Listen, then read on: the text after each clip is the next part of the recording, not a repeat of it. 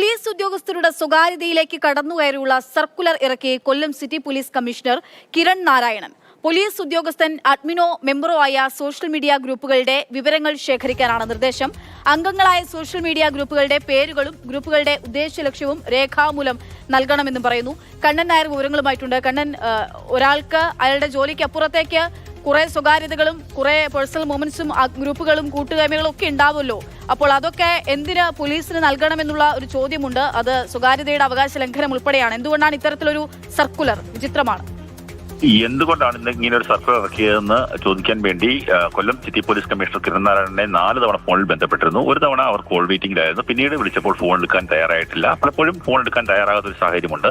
ഇത് ഒരു ഏറ്റവും സ്വകാര്യത്തിലേക്ക് കടന്നു കയറുന്ന ഒരു ഒരു രീതിയാണ് ഈ സർക്കുലറിലൂടെ ഉണ്ടായിരിക്കുന്നത്. ഇത് കുറച്ചേറെ പോയിന്റുകളുള്ള ഒരു 2 പേജ് അടങ്ങുന്ന സർക്കുലറാണ്. അതിൽ ഒന്നാമത്തെ പോയിന്റാണ് പോലീസ് ഉദ്യോഗസ്ഥർ ഏതെങ്കിലും വാട്സപ്പോ ടെലിഗ്രാമോ ഗ്രൂപ്പുകളിൽ അഡ്മിൻ ആയിട്ടുണ്ടെങ്കിൽ അല്ലെങ്കിൽ മെമ്പർ ആയിട്ടുണ്ടെങ്കിൽ ആ ഗ്രൂപ്പിന്റെ വിവരങ്ങൾ കൃത്യമായി പറയണം. അത് കൃത്യമായി രേഖാമൂലം എഴുതി നൽകണം. ആ ഗ്രൂപ്പിന്റെ ഉദ്ദേശ ലക്ഷ്യം എന്താണ് എന്നുള്ള കാര്യം കൂടി നൽകണം. അതായത് ഇപ്പോൾ ഒരു ഉദ്യോഗസ്ഥന് കുടുംബപരമായിട്ടുള്ള ഒരു ഗ്രൂപ്പ് ഉണ്ടാകാം, സുഹൃത്തുക്കൾ ഉൾപ്പെടെയുള്ള ഗ്രൂപ്പുകൾ ഉണ്ടാകാം.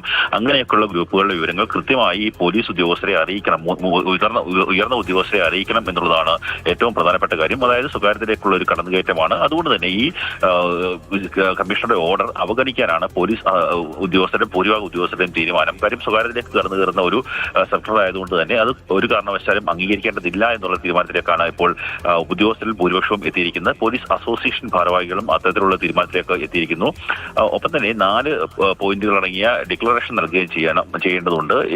ഏതെങ്കിലും തരത്തിൽ ഈ ഗ്രൂപ്പുകളിൽ മോശമായിട്ടുള്ള ഈ പോസ്റ്റുകൾ കമന്റ് ചെയ്തു എന്ന് ഉദ്യോഗസ്ഥർക്ക് തോന്നിക്കഴിഞ്ഞാൽ അച്ചടക്ക നടപടിയടക്കം സ്വീകരിക്കാനുള്ള കാര്യങ്ങൾ അനുമതി നൽകുന്നു എന്നുള്ള ഡിക്ലറേഷൻ കൂടി നൽകണമെന്നുള്ള ഒരു നിർദ്ദേശം കൂടിയാണ് നൽകിയിരിക്കുന്നത്. എന്തായാലും ഈ ഒരു ഉത്തരവ് വലിയ രീതിയിൽ വിമർശനത്തിന് കാരണമായിട്ടുണ്ട്. പോലീസ് സേനയിൽ തന്നെ വലിയ വിമർശനത്തിന് കാരണമായിട്ടുണ്ട്. ഇത് എന്തുകൊണ്ടാണ് ഇത് ഇറക്കിയത് എന്ന് ചോദിക്കാൻ വേണ്ടി കൊല്ലം സിറ്റി പോലീസ് കമ്മീഷണർ കിരൺ നാരായണനെ ബന്ധപ്പെടാൻ ശ്രമിച്ചെങ്കിലും അവർ ഫോൺ എടുക്കാൻ തയ്യാറായിട്ടില്ല.